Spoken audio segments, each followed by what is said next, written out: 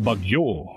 Ang bagyo ay isang uri ng lagay ng panahon na nagdudulot ng malakas at mabilis na hangin at pag-ulan na maaaring maging sanhi ng matinding pagbaha, daluyong ng dagat at pagguho ng lupa.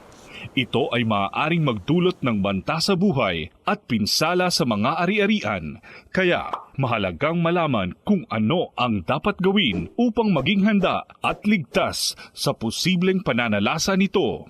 Narito ang safety tips upang mapaghandaan ang paparating na bagyo at maging inklusibo ang gagawing paghahanda. Tumutok sa radyo o telebisyon upang malaman ang pinakahuling ulat ukol sa panahon at mga anunsyong pangkaligtasan. Alamin ang plano ng komunidad sa pagbibigay babala at paglikas. Upang hindi sila mahirapan, mas mabuting ilagay ang mga assistive devices sa lugar na madaling maabot ng mga matatanda at mga taong may kapansanan. Ipagbigay alam ang paparating na bagyo sa komunidad gamit ang Inclusive Early Warning System. Ihanda ang Go Bag na naglalaman ng emergency supplies at first aid kit. Suriin ang bahay at kumpunihin ang mahina o sirang bahagi nito. Ilikas ang mga alagang hayop sa ligtas na lugar. Kung inabisuhan, mabilis na lumikas sa itinalagang evacuation area.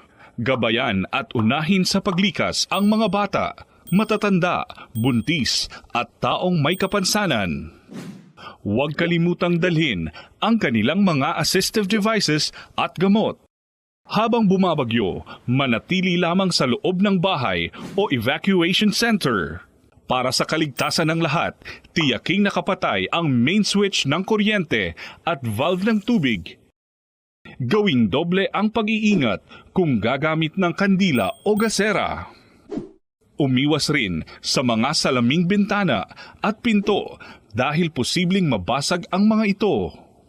Pagkatapos ng bagyo, hintayin muna ang abiso ng kinauukulan na ligtas nang bumalik sa inyong bahay. Kung lalabas, umiwas sa mga natumbang puno, nasirang gusali, at linya ng kuryente. Huwag gumala o makiusyoso upang hindi maabala ang emergency services. Kung napinsala ang iyong bahay, tiyaking matibay at ligtas ito bago pumasok. Maging maingat sa pagsasaayos ng nasirang bahagi nito. Siguraduhing walang basang outlet o kagamitan bago buksan ang linya ng kuryente upang maiwasan ang aksidente. Itapon din ang mga naipong tubig sa lata, paso at gulong upang di pamahayan ng lamok.